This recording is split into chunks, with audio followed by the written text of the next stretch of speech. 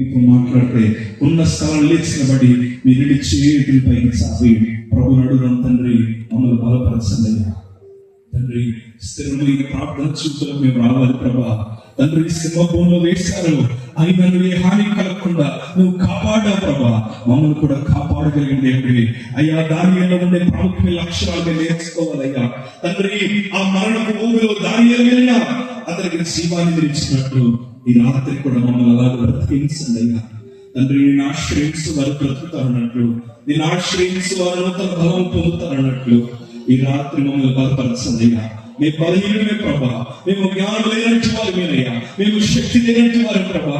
ఈ రాత్రి మాతో మాట్లాడేవాడు ప్రభా. నచ్చలే ప్రార్థనకు దూరం అయిపోయామనయ్యా, నీతో మాట్లాడటం మానేసి మేమనయ్యా.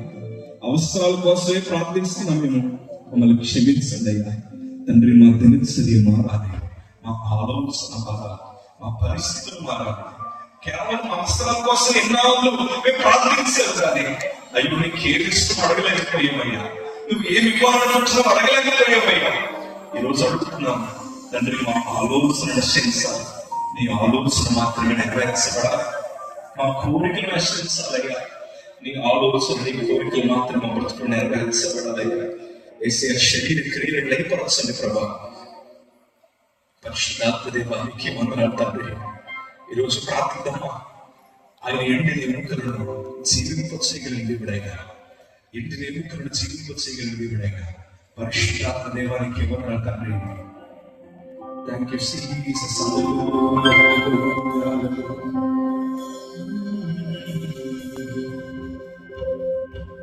ఎండిన ఎముకలన్నీ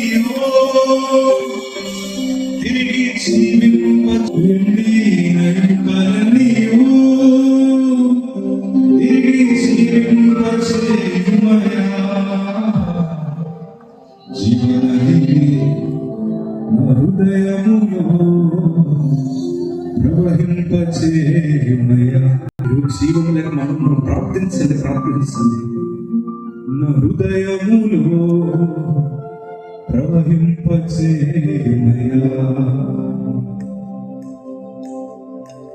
సపోర్ట్ అందరూ కలిసి సపోర్ట్